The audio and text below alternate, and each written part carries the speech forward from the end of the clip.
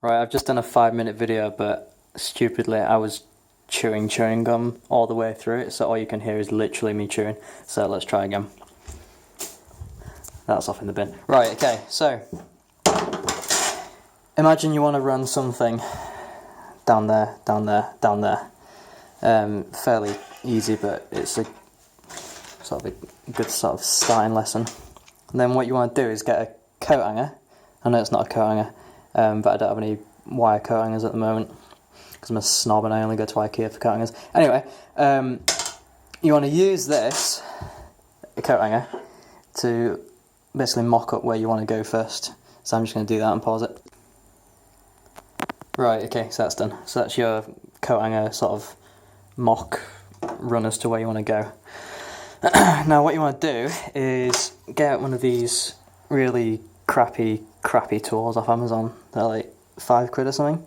But you can see that it's got 45° and 90° printed on the side. Yeah, you can sort of see it there. And then you want to get some spare brake line. You don't need much to do this, but you need to make some reference points. So that's a 45° reference point, and that's a 90° reference point. Now the reason for this is, you've got bits like marked into the side there, as you can see there and there. This corresponds to your tool. If you can see there, let me try and zoom in. Yeah. You can see there that it's like top dead center almost mark. That corresponds to, that's way too zoomed in, that corresponds to that bit there. So as you can imagine, if you put that there, that tells you exactly where the brake line is going to end up. So what you want to do is look at that, and then you want to get your 90° bend, or whatever angle this is at. Obviously it's not always 90, but it is in this instance.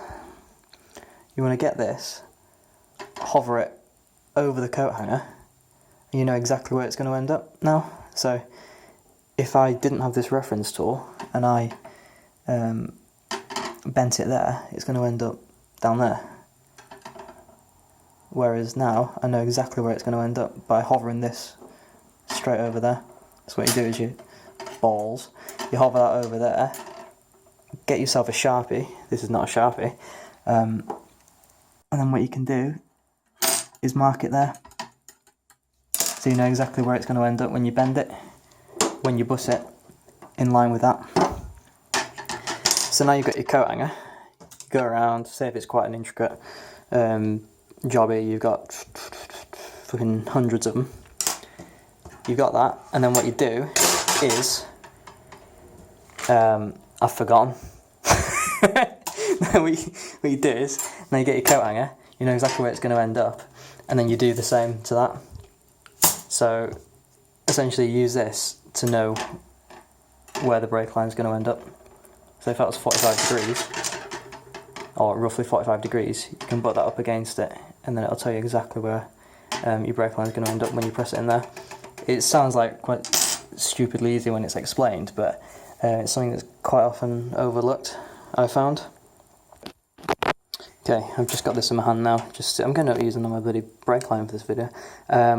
I'll invoice you later, it's fine. So now, imagine that's still your coat hanger. Obviously it's not the best of examples because it sort of already looks like a brake part that's already done. So now you get your actual brake line, reel, whatever, and then you essentially offer it up. That would have the pen mark on there. You know exactly where to put it on here now. So then you can put it up against it, bend it with your brake pipe tool, and then just follow it around and just keep using your Sharpie on there to work out exactly where you want it to go. I hope this makes sense. It sort of doesn't make sense in my head now because I haven't done it for a while, but the key points to take from this video is basically use these as a reference tool to know where your brake lines are going to end up. Otherwise you'll misjudge it. Your brake line will end up there, you'll end up trying to bend it back, you'll get kinks everywhere, it'll look horrendous, and your wife will leave you. Simple.